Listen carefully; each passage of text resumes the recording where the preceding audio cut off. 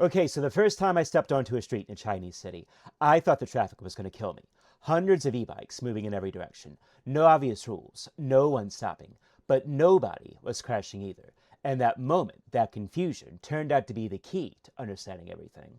So Chinese cities feel very different from American cities. Most people who visit notice it immediately. But when you ask them why, they usually say something vague. It's just the energy. Or everything feels closer. But the difference really comes from how Chinese cities are built, with density, transportation systems, and land use decisions all interacting at the same time. And once you realize that, cities in China start to make a lot more sense. And when you break the structure down, the first thing you notice is density. So the foundation of cities in China is density. And it's hard to overstate how different this is from America. I remember walking through what seemed like a quiet neighborhood in Shanghai, and then I realized that there were still more people on one block than in most American towns. When you pack that many people into a small area, distances shrink, businesses cluster, services localize, the city compresses. And once it compresses, it starts behaving more like a network than a map. And because of that density, transportation works very differently in China. The baseline assumption in cities in China isn't that you own and drive a private car, it's that you move with everyone else. While I was living on the edge of Wuxi, a smaller city in China, most of my day-to-day travel was either walking or taking taxis. So parking isn't the priority, moving people is. And once transit becomes the default, it reshapes where people live and how they organize their entire day. So this transit logic in China also changes how space is used. Residential buildings sit on top of shops. Food stalls open at 6 a.m. on the same street where people sleep. I could get a full meal at a restaurant, drop off laundry, buy groceries, and be back home in under 20 minutes, all on foot. So daily life compresses into a small radius, and when everything works within that radius, cities in China start to operate as one connected space. So one thing I didn't expect in Chinese cities was how green everything was. Even in dense areas, there are parks, landscape walkways, and trees lining almost every street, especially in newer districts. And it isn't just decorative. I'd often see crews actively maintaining public green space, even during the week. In a city of millions, there's still constant upkeep happening in the background, and that green space changes how urban density actually works in practice, even when you're surrounded by towers and concrete.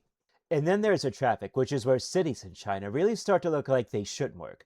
From inside a taxi, it looks completely chaotic, with constant lane changes, e-bikes cutting through gaps, pedestrians stepping into traffic with no obvious hesitation. There doesn't seem to be a clear sense of right of way in the way most Western cities are designed around. The first time I experienced it, I genuinely gripped the door handle, but the strange part is, traffic still keeps moving. And it works, even with everything happening at once. Traffic keeps moving in China. There is no constant gridlock, no endless standoffs where nothing progresses. It's less rigid than American lane discipline, but it's more continuous, more negotiated in real time. In years of living in China, I saw surprisingly few serious accidents for how many vehicles were on the road. The flow felt almost alive. What looks like randomness from the outside is actually a different kind of coordination, with drivers, cyclists, and e-bikes constantly reading each other and adjusting moment by moment. So the rules aren't absent, they're just implicit, and that same logic shows up in how cities in China are built. So a lot of what makes cities in China feel so complex is how fast they've changed. Entire districts have gone from farmland or low-rise housing to dense urban infrastructure in a relatively short time. So you end up with brand new metro systems running right past older concrete neighborhoods, glass towers next to streets that feel like a different era. In some places, you can literally see that transition, block by block, and that contrast isn't hidden. It's part of the everyday environment people live in. I've walked through the same areas just a couple of years apart and barely recognize them. Cities in China do not feel finished. They feel like they're actively still being built. And that constant transformation is why different parts of a city in China can feel completely different from each other. So when you combine all of it with density, transportation, mixed-use design, and constant development, you don't just get a different city layout. You get a different structure of daily life, with how far you travel, how you move through a day, even how you organize your time.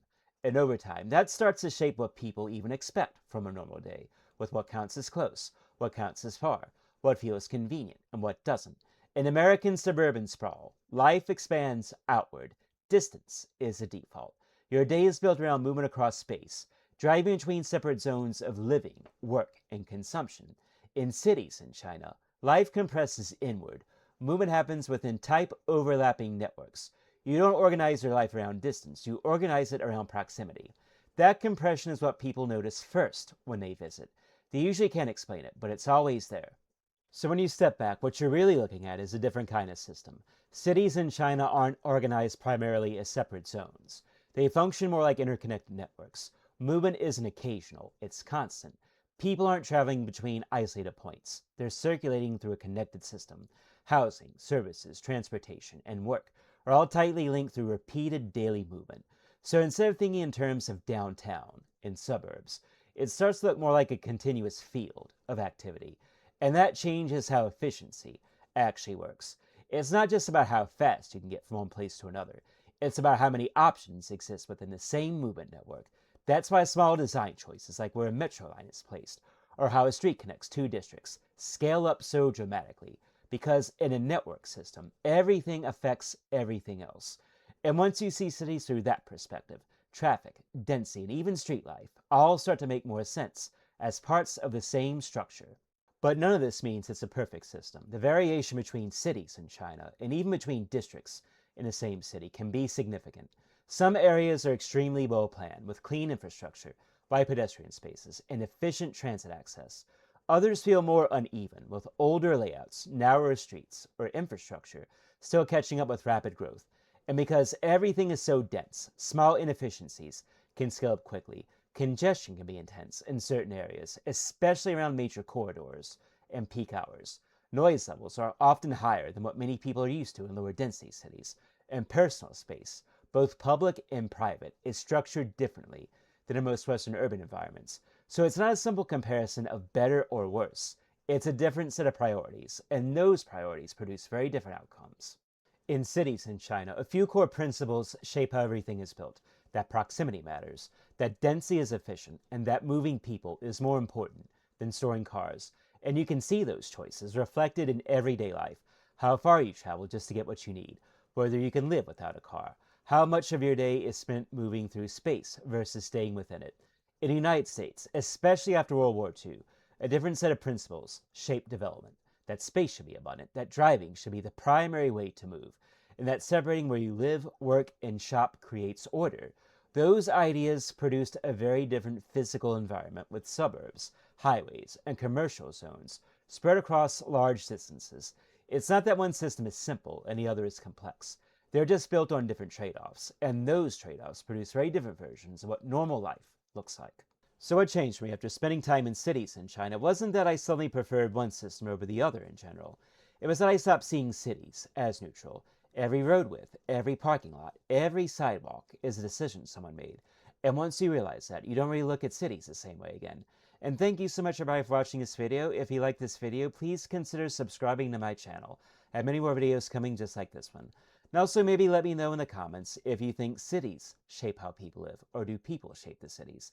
And thanks again everybody for watching. I'll see all of you for the next time.